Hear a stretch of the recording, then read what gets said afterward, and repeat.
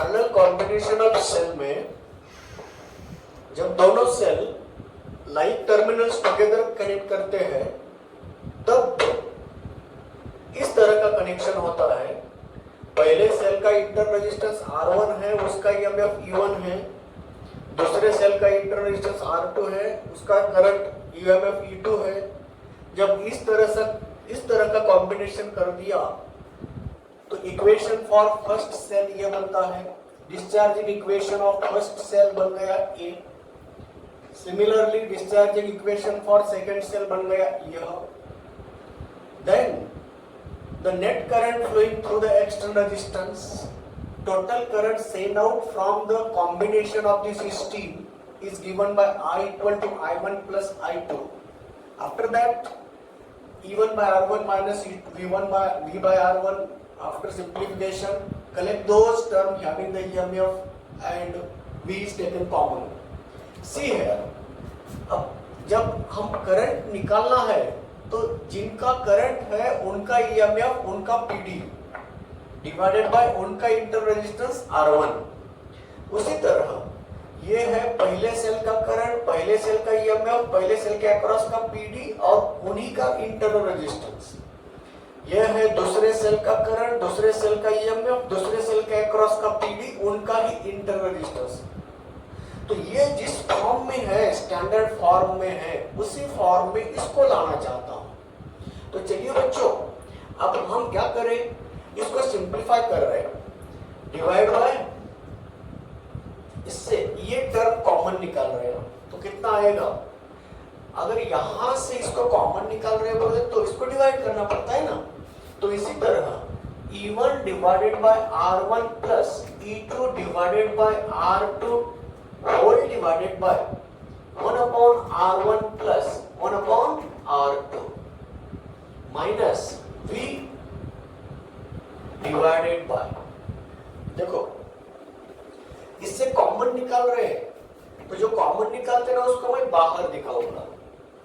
तो इसको 1 upon R1 plus 1 upon R2 लिखूंगा। तो चलिए बच्चों, अब इसको फर्दर सिंप्लीफाई करना है। इसको मैं ऐसा लिख सकता क्या, R2 plus R1 divided by R1 R2। तो इसको और इस तरह से लिखना चाहता हूं मैं, I equal to E1 upon R1 plus E2 upon R2 divided by 1 upon R1 plus 1 upon R2 minus V whole divided by क्या है, R1 R2 divided bye R1 plus R2। चलिए बच्चों, ये कौन है, इफेक्टिव इंटरनल रेजिस्टेंस है। दोनों का पैरेलल कॉम्बिनेशन है क्या नहीं। तो इंटरनल रेजिस्टेंस का इफेक्टिव इंटरनल रेजिस्टेंस, ऊपर प्रोडक्ट नीचे एडिशन। ये रहा इंटरनल रेजिस्टेंस का नेट वैल्यू, यह है PD अक्रॉस द कॉम्बिनेशन। तो चलिए बच्चों, स्टैंडर्ड फॉर्म बनाएंगे हम। स्टैंडर्ड फॉर्म का इक्वेशन बन गया कैसे, जिस सेल का करंट है उनका EMF, उनका इंटरनल रेजिस्टेंस। यहाँ सिंगल सेल था, यहाँ सिंगल सेल था, यहाँ सिस्टम है, सिस्टम ने भेजा हुआ करंट है। सिस्टम की वजह से फ्लो होता हुआ करंट, ये सिस्टम का नेट EMF, ये सिस्टम के अक्रॉस का पोटेंशियल डिफरेंस। देखो ना, V है ना पोटेंशियल डिफरेंस V, और ये रहा सिस्टम का इंटरनल रेजिस्टेंस। दोनों सेल का सिस्टम बना है, तो दोनों सेल का सिस्टम बोले तो दोनों का नेट EMF ये है और ये पोटेंशियल डिफरेंस है, ये नेट इंटरनल रेजिस्टेंस है। इसी तरह इसके अकॉर्डिंग हम नेट EMF का यह फार्मूला हम जनरलाइज करना चाहते हैं। अगर सिर्फ दो सेल है तो नेट EMF इतना आ रहा है। अगर हमारे पास n सेल रहे तो नेट EMF कितना आता है, तो नेट EMF आएगा कितना, देखिए इसको रिमूव करता हूं।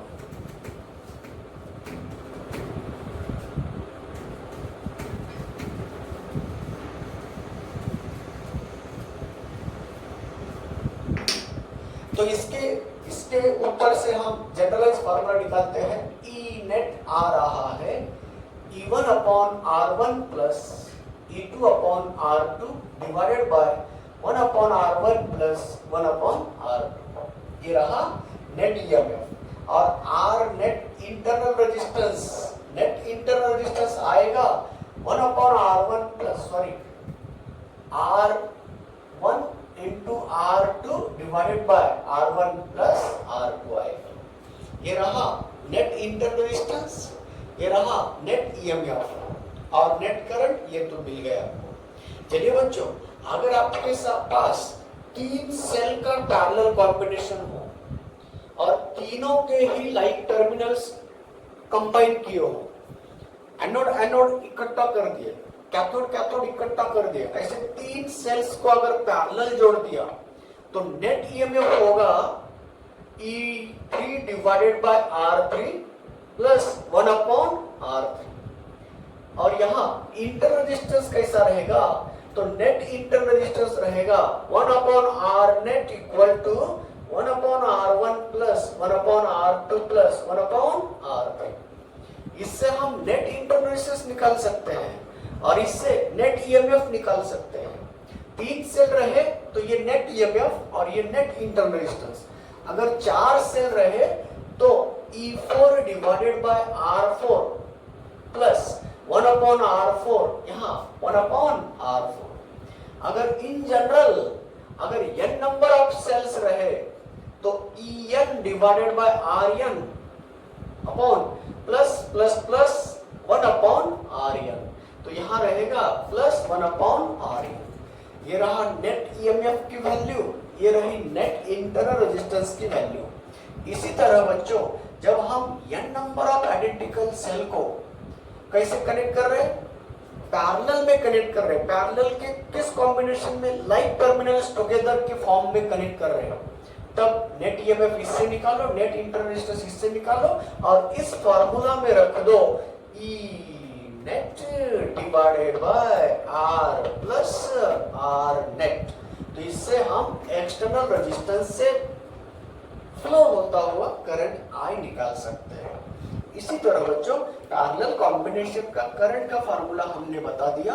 अब यहाँ इन जनरल करते हैं, अगर n number of cell parallel में कनेक्ट किए तो नेट ईएमएफ कितना होगा। आइडेंटिकल सेल का फार्मूला बता रहे हैं। अगर n आइडेंटिकल टर्म्स है तो यहाँ n टाइम्स कितना आएगा, n times E divided by R आएगा और यहाँ कितना n टाइम्स R आएगा, 1 बाय R है ना। तो अब बताइए n get cancel, R get cancel, n upon R get cancel, तो नेट ईएमएफ कितना आया, E आया। अगर identical sales n number of identical sales अगर हमने पैरेलल कनेक्ट कर दिया तो नेट ईएमएफ कितना आता है, उनका 1 के बराबर आता है। तो नेट ईएमएफ कितना आया, R नेट कितना आएगा। चलिए बच्चों, अब I करंट कितना आएगा, तो E divided by R plus R upon n आएगा। देखो ना, 1 अपॉन R नेट की वैल्यू रहेगी n अपॉन R, तो R बोले तो R नेट बोले तो कितना आएगा, R अपॉन n आ रहा है। इसी तरह बच्चों, ये रहा current flowing through the external resistance when n identical cells are connected in parallel with like terminals together। अब चलिए, इसमें करंट कब कितना जाता है वो जानकारी पाना है।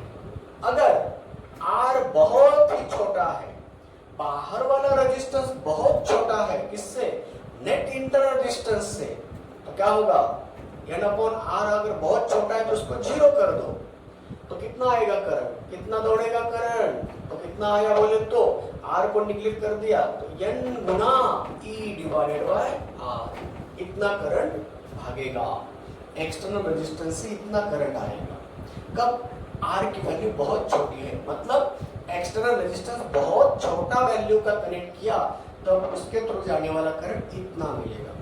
अगर हम बड़े वैल्यू का रेजिस्टेंस जोड़ दिया, कनेक्ट कर दिया, तो सेकंड केस है, अगर R बहुत ही बड़ा है R बाई n से, तो कितना आएगा, इसको निगलेक्ट करो, ये निगलेक्ट हुआ तो E डिवाइड बाय क्या बन गया, R।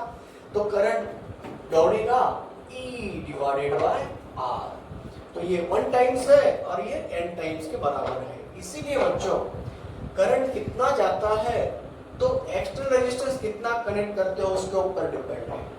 तो सीरीज में हमें क्या वोल्टेज ज्यादा मिलता था, करंट कम मिलता था। हम सीरीज कॉम्बिनेशन वोल्टेज बढ़ाने के लिए यूज करते हैं, इसी तरह पैरेलल कॉम्बिनेशन हम करंट बढ़ाने के लिए यूज करते हैं। तो पैरेलल कॉम्बिनेशन में करंट बढ़ाना है बोले तो R बहुत छोटा लगाना होगा।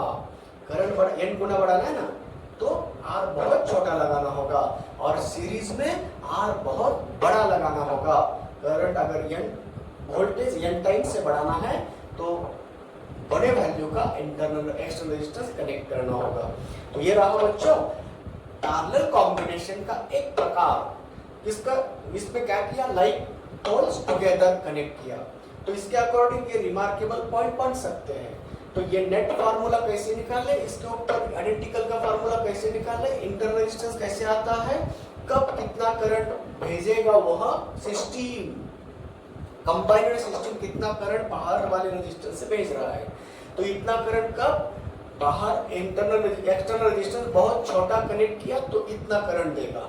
अगर बड़ा करंट बोले तो बड़ा वैल्यू का रेजिस्टेंस कनेक्ट किया तो E/R करंट भेजेगा। तो आप देखिए अगर n टाइम्स बड़ा चाहिए तो क्या एक्सटर्नल रेजिस्टेंस कम वाला कनेक्ट कर देना। इसी तरह बच्चों डिपेंड करता है कैसा रेजिस्टेंस कनेक्ट करते हो। तो पैरेलल कॉम्बिनेशन में आपको करंट मैक्सिमम वैल्यू का मिलता है, सीरीज में वोल्टेज मैक्सिमम। आपको अगर वोल्टेज बढ़ाना है तो सीरीज कॉम्बिनेशन यूज करो, और करंट बढ़ाना है तो पैरेलल कॉम्बिनेशन यूज कर सकते हैं।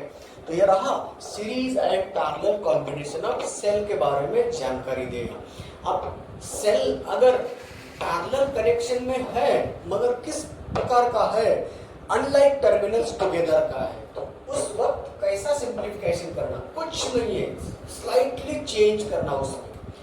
जिसको उल्टा कनेक्ट किया है ना, कैसे देख बताता हूं मैं। ये सेल है, ये इंटरनल रेजिस्टेंस है, ये E1 EMF का सेल है, ये E1 इंटरनल रेजिस्टेंस है उन्हीं का। जब दूसरा सेल इसके पैरेलल में उल्टा कनेक्ट कर दिया, इस तरह कनेक्शन दे दिया, ये E2 EMF है, R2 इंटरनल रेजिस्टेंस है, और ये एक्सटर्नल रेजिस्टेंस R है। बताओ, तो इसके लिए हम डिस्चार्जिंग इक्वेशन यूज करेंगे, मगर इसके लिए हम चार्जिंग इक्वेशन यूज करेंगे। क्यों? उल्टा कनेक्शन हुआ है। इससे करंट, इससे चार्ज निकलते हैं, इसके थ्रू जा रहे हैं, और कुछ इसके थ्रू भी जा रहे हैं।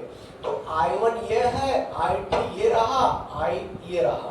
तो यहाँ इक्वेशन हम I1 equal to I plus I2 लिखते हैं। मतलब I1 minus I2 equal to I बनता है।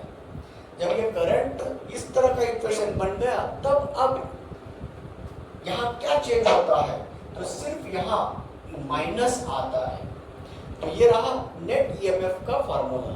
तो इक्वेशन बनेगा, तो नेट ईएमएफ का फार्मूला में क्या चेंज होगा, नेट ईएमएफ अगर इतना निकालते हो आप दो सेल का कॉम्बिनेशन में, तो नेट ईएमएफ इतना आता है। तब इस तरह कंबाइन किए, एक का पॉजिटिव दूसरे का निगेटिव, उसको बोलते हैं अनलाइक टर्मिनल्स टुगेदर। जब अनलाइक टर्मिनल्स टुगेदर के फॉर्म में कनेक्ट करोगे तब यहाँ माइनस आएगा, नीचे माइनस नहीं रहेगा, तो सिर्फ ईएमएफ के टर्म में माइनस आएगा। इंटरनल रेजिस्टेंस के इसमें कुछ फर्क नहीं है। तो इसी तरह बच्चों डिस्चार्जिंग इक्वेशन ऑफ सेल और चार्जिंग इक्वेशन ऑफ सेल से उसको कन्वर्ट कर देना, ज्यादा टेंशन नहीं है, सिर्फ यहाँ प्लस की जगह पे माइनस कर देना, क्योंकि ये डिस्चार्ज हो रही है और ये डिस्चार्ज हो रही है, ये चार्ज हो रही है। चार्जिंग इक्वेशन ऐसा होता है, V equal to E plus IR बनता है, और डिस्चार्जिंग इक्वेशन बनता है E equal to V plus IR होता है। तो ये डिस्चार्जिंग इक्वेशन है और ये चार्जिंग इक्वेशन। V बड़ा होता है EMF से, चार्जिंग इक्वेशन, E बड़ा होता है वोल्टेज से, ये डिस्चार्जिंग इक्वेशन, उसमें फर्क है। यहाँ डिस्चार्जिंग इक्वेशन यूज करो ऊपर, यहाँ चार्जिंग इक्वेशन यूज करके ये बताना है। तो इसी तरह बच्चों जब दो सेल पैरेलल में दिखते हैं मगर अनलाइक पोल्स टुगेदर रहे तो इसको यूज करो, अगर लाइक टुगेदर रहे तो प्लस करके यूज कर देना। तो इसी तरह series and parallel combination of cell के बारे में इंफॉर्मेशन पूरा हुआ। अब हम इसके ऊपर के जो प्रॉब्लम्स है ना, जो कि आए हुए प्रॉब्लम्स है, नीट जेईई मेन जैसे एग्जाम में आए हुए प्रॉब्लम्स हम कल सॉल्व करेंगे। तो जब दो सेल एक रेजिस्टेंस से करंट भेजेंगे तब कैसे सिंप्लीफाई करना, कभी कभी दो सेल सीरीज में होकर करंट भेज रहे, कभी कभी पैरेलल में होकर करंट भेजेंगे, तो इसके ऊपर किस तरह से प्रॉब्लम अभी तक पूछे गए हैं और किस तरह उसको सॉल्व करना, अभी तक जितने भी प्रॉब्लम्स हमने निकाले हैं उस प्रॉब्लम्स उस फॉर्मूले से हम उस प्रॉब्लम को सॉल्व करना है। तो बताइए बच्चों, हमने अभी तक जितना भी पढ़ा है सीरीज और पैरेलल का, उसमें बहुत इंपॉर्टेंट एक टर्म है, कौन सी? सीरीज कॉम्बिनेशन हो या पैरेलल कॉम्बिनेशन ऑफ सेल रहे, अगर आपको मैक्सिमम पावर उससे निकालना है तो ये चीज याद रखो। कौन सी चीज है वो? तो एक्सटर्नल रेजिस्टेंस और इंटरनल रेजिस्टेंस की नेट वैल्यू जब इक्वल रहेगा तब हमें मैक्सिमम पावर कंज्यूम होता है। ये मेन पॉइंट याद रखो। कैसे? अगर हम सीरीज कॉम्बिनेशन की बात करते हैं तो मैक्सिमम पावर कंज्यूम करने के लिए एक्सटर्नल रेजिस्टेंस R की वैल्यू n टाइम्स R के बराबर चाहिए इस सीरीज में, और पैरेलल में R की वैल्यू होती है n टाइम्स R, बोले तो R डिवाइड बाय n से होती है। ये पैरेलल कॉम्बिनेशन में इनकी वैल्यू इस तरह से चाहिए, तब हमें मैक्सिमम पावर मिलेगा। तो मैक्सिमम पावर कब कंज्यूम होगा ये याद रखो, जब इंटरनल रेजिस्टेंस की नेट वैल्यू एक्सटर्नल रेजिस्टेंस के साथ मैच होगी तब आउटपुट पावर मैक्सिमम मिलेगा। तो ये बहुत बड़ी कंडीशन है।